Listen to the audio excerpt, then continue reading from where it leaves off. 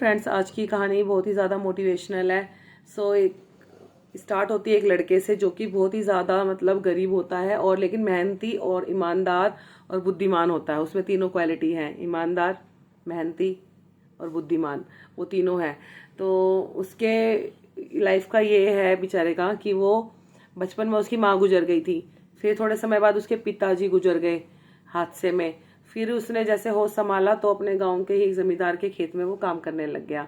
तो मेहनती इतना था क्योंकि उसके पास कोई और चारा नहीं था कि क्या करेगा, माँ बाप सर पे है नहीं, खुद अकेला है, तो उसे मेहनत करनी ही करनी है। तो आलसी तो बिल्कुल भी नहीं था, तो समय से पहले आता था, समय के बाद जाता था अपने काम पर। तो बहुत ज़्यादा मेहनती था। तो एक दिन काम कर रहा था अपने खेत में, मालिक के खेत में। तो उसका जो मालिक है वो थोड़ी दूरी पे बैठा हुआ था और वो मतलब सोच सोच के रो रहा था बहुत तेज तेज। तो वो गया अपने मालिक से पूछने के लिए कि मालिक क्या हुआ, काम छोड़ के गया बेचारा भागा भागा, मालिक क्या हुआ, आप क्यों रो रहे हो। तो वो कहता है तुम जाओ यहाँ से, तुम अपना काम करो। फिर वो भाई उसको तो दे आई रही थी, भाई मेरा मालिक रो रहा है, मैं पूछूं तुझसे क्या हो गया। तो उसने बोला मालिक आप बताओ, आपकी कोई अगर मदद मैं कर सकता हूँ तो मैं आपकी मदद करूंगा। तो वो कहता है अरे तू जा, तू क्या मेरी मदद करेगा, तू मेरी मदद करने लायक होता ना तो तू यहाँ ना काम करता दूसरे के खेत में। तो उसने बोला मालिक ऐसा ना कहिए, तकदीर का कोई भरोसा नहीं है, तकदीर कब किस समय पलट जाए इस चीज़ का आपको अंदाज़ा भी नहीं है।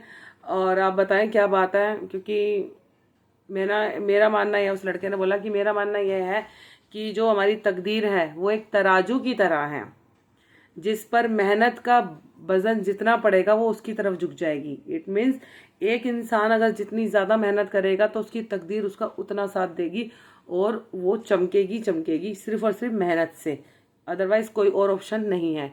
ठीक है। तो उसने ये चीज़ें कही अपने मालिक से, तो मालिक करा रहे वाह तुम तो बड़ी अच्छी अच्छी बातें करते हो। फिर उसने ये चीज़ बताई कि मेरे पिताजी ने मुझे एक बात सिखाई थी कि जब भी मैं उनसे ज़िद करता था किसी चीज़ की, तो मेरे पिता ने मुझे ये चीज़ समझाई थी कि बेटा जितना है उतने में खुश रहो।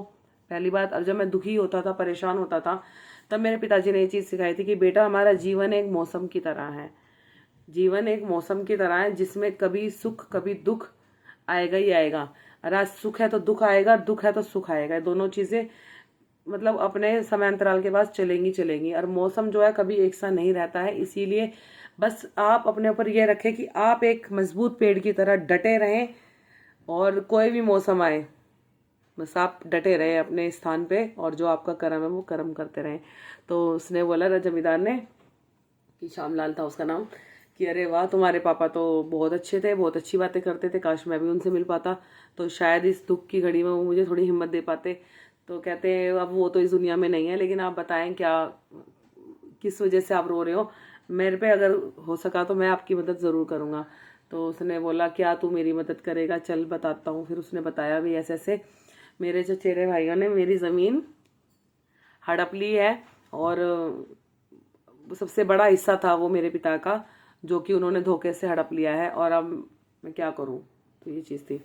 तो उसने बोला कि मालिक मैं आपको आपकी ज़मीन दिलवा सकता हूँ। तो वो हैरान हो गया कि तू कैसे दिलवाएगा मेरी ज़मीन। कहता जी मैं दिलवा दूंगा। उसने बोला मैं दिलवा दूंगा। तो उसने बोला मेरे पास एक तरकीब है, आप कहें तो सुनाऊं। तो उसने उसके कान में तरकीब सुनाई, वो इतना खुश हुआ तरकीब सुन के कि चलो बहुत अच्छा है, वेरी गुड, कि ठीक है राजू, मैं तुमसे एक वादा करता हूँ कि जिस ज़मीन पे तुम खड़े हो, अगर वो ज़मीन तुमने मेरी ज़मीन जो मेरे चाचा के लड़कों ने हड़पी, अगर वो तुम मुझे दिलवा दोगे तो जिस ज़मीन पर तुम खड़े हो वो मैं तुम्हारे नाम कर दूंगा। तो उसने बोला मालिक इस चीज़ की ज़रूरत नहीं है, मैं आपका नौकर हूँ, आप मेरे मालिक हो, इतना फ़र्ज़ तो मेरा बनता है कि मैं आपकी सहायता करूँ अगर मैं कर सकता हूँ तो उसने ऐसी बात बोली, वो और ज़्यादा इम्प्रेस हुआ। तो कह रहा है ठीक है बेटा चलो जाओ, अब तुम कल से ही इसी अपने तरकीब पे लग जाना। अब वो लग गया तरकीब पे। अब तरकीब सुनिए क्या थी।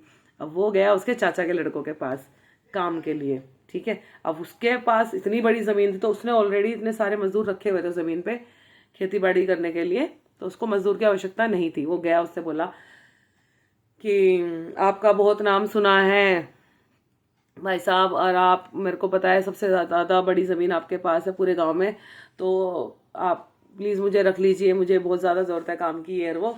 तो उसने मना कर दिया, दोनों भाइयों ने, दो भाई थे वो, दोनों भाइयों ने मना कर दिया, भाई हमें ज़रूरत नहीं है, हमारे पास ऑलरेडी बहुत सारे मजदूर हैं, तुम जाओ कहीं और देखो। तो फिर वो निकलता जैसे टर्न हुआ ना, तो उसने एक बात बोला, श्यामलाल जी ने सही कहा था, श्यामलाल ने सही कहा था।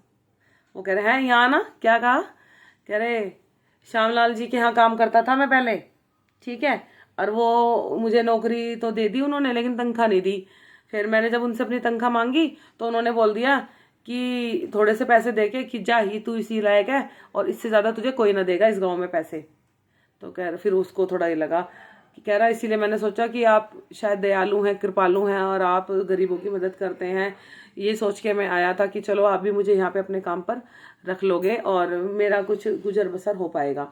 तो भाई अपनी तारीफ सुन के तो और दोनों भाई चढ़ बैठे कि और सबसे बड़ी बात तो श्यामलाल की बुराई हो गई उसमें।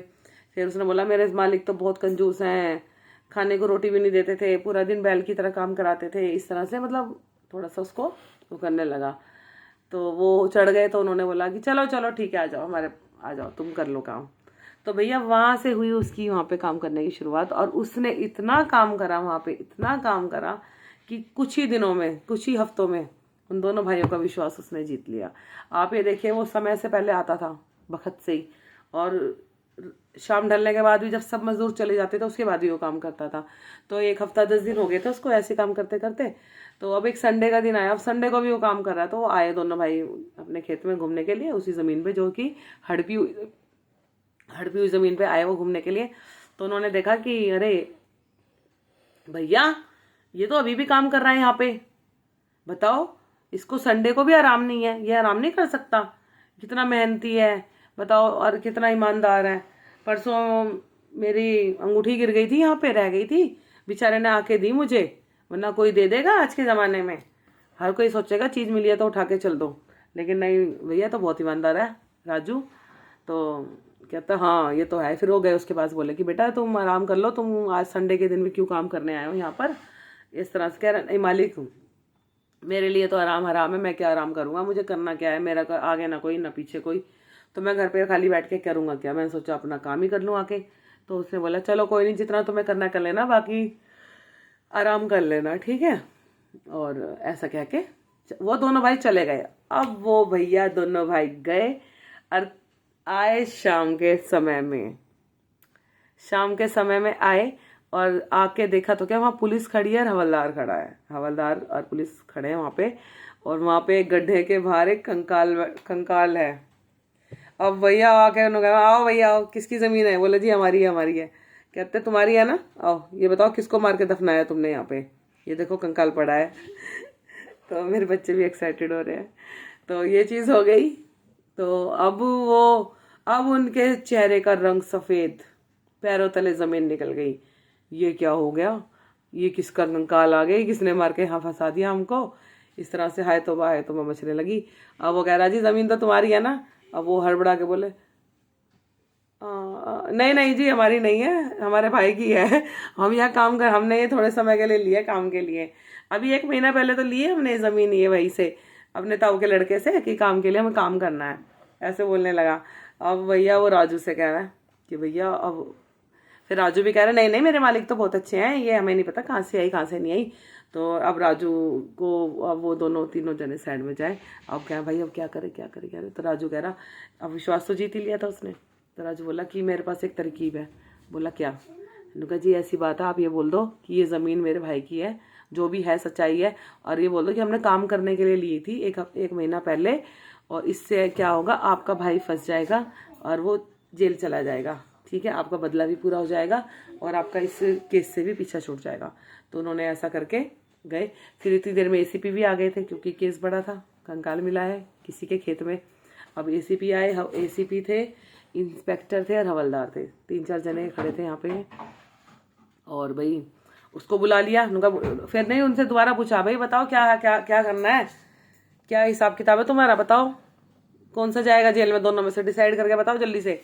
तो उन्होंने कहा जी हम में से कोई भी नहीं जाएगा, ये ज़मीन हमारी नहीं है, ये हमारे ताऊ के लड़के की है और 1 महीना पहले हमने उनसे ये धोखे से हड़प ली थी और अब हम अपनी गलती के लिए बहुत ज़्यादा शर्मिंदा है, लेकिन हमारे इस कंकाल से कोई भी लेना देना नहीं है। वो दोनों बहुत ज़्यादा डर गए थे, इस डर में उन्होंने सारी सच्चाई बोल दी और श्यामलाल को ही बुलाया। हाँ भाई बता भाई किसका कंकाल है ये? क्योंकि अब वो पुलिस वालों ने उसका पीछा छोड़ दिया था दोनों भाइयों का, क्योंकि उसने बोल दिया था कि ज़मीन मेरी नहीं है, मेरे भाई की है, मैंने हड़पी है। अब उसको बुलाया, अब वो ये कह रहा जी हाँ बताएं जी। उन्होंने जी ज़मीन आपकी है? जी मेरी तो ज़मीन है लेकिन आप इनसे पूछ लीजिए क्योंकि इन्होंने कब्जा कर रखा था। फिर बोला नहीं भैया नहीं, हमने कोई कब्जा नहीं कर रखा, आपकी ज़मीन है, आप लो, ये रहे आपके कागज़। 1 सेकंड में कागज़ आए, दिए उसको, ठीक है। और फिर उसने बोला कि सर ये कोई कंकाल नहीं है, ये नकली कंकाल है, ये हमारी एक तरकीब थी अपनी ज़मीन वापस लेने की जो इसने धोखे से हड़प ली थी, और अब आप देखें क्या करना है। फिर वो बोला, वो सोच रहा कि ऐसा कुछ भी नहीं, मतलब बच जाएंगे वो, लेकिन उन्होंने बोला कि हमने रिकॉर्डिंग कर ली है तुम्हारे बयान की, जो तुमने अभी बोला कि आपने ज़मीन हड़पी है और इस तरह से जो भी बातचीत हुई है सारी रिकॉर्डिंग उन्होंने कर ली थी। तो अब भैया वो रोवा पैर पकड़ा है उसके पुलिस वाले के कि हमें हमें मतलब जेल मत लेके जाओ, हम अपनी गलती के लिए शर्मिंदा है, हमसे गलती होगी जो हमने अपने भाई की ज़मीन हड़पी है वो। तो भाई उसको भी, श्यामलाल को भी तरस आ गया कि चलो कोई नहीं, जैसे हैं मेरे चाचा के लड़के हैं। तो उसने बोल दिया कि मालिक सर कोई बात नहीं, आप इन्हें माफ़ कर दीजिए, और बस कहानी ख़त्म है यहाँ पे। पुलिस वाले चले गए, वो नकली कंकाल था जो कि तरकीब थी उसकी, राजू की। और राजू का भी पता लगा कि भाई ये मेरे यहाँ पे खेत में काम करता था, और सबके सामने उसने जिस ज़मीन पर वो खड़ा था उस समय जब बात हो रही थी इनकी, वो ज़मीन का टुकड़ा इसको दे दिया। और अब आप ये देखिए कि एक इंसान की मेहनत और उसकी लगन कितनी ज़्यादा पावरफुल है कि उसकी तकदीर ऐसे पलट गई। और ये रियलिटी भी है हमारी लाइफ में। मैं खुद के लिए भी कहती हूँ कि अगर हम अपनी लाइफ में मेहनत करेंगे तो सफलता हमें ज़रूर ज़रूर ज़रूर मिलेगी, कोई शक नहीं है इस चीज़ में। बस बशर्ते हमें निरंतर प्रयास करते रहना पड़ेगा, मेहनत करनी होगी। बिना मेहनत के अगर आप ये सोच रहे हो जी अब बैठे बैठे सब कुछ ही मिल जाए, वो चीज़ पॉसिबल नहीं है। पेट भरने के लिए भी रोटी खानी पड़ती है, रोटी खाने से पहले उसको बनाना पड़ता है, और सबसे बड़ी बात, बनाने से पहले वो रोटी कमानी पड़ती है, ठीक है। वो आटा जो घर में आएगा, जिसकी रोटी बनेगी, वो आटे के लाने के लिए भी हमें पैसा कमाना पड़ेगा। और जो सच्ची और ईमानदारी से अपना काम करेगा, मैं कह रही हूँ मेरी लाइफ को देखिए, मैं खूब मेहनत करती हूँ और मुझे इतना पता है मुझे सफलता ज़रूर मिलेगी। और अभी भी मैं सफल हूँ, जो आप मुझे सुन रहे हैं, जो लोग मुझे सुन रहे हैं, यही मेरी असली सफलता है, seriously. Thank you so much की watching my thoughts and my videos and specially my stories, जो कि बहुत ही प्यारी होती हैं और हर एक स्टोरी कुछ कहती है। और थैंक यू सो मच।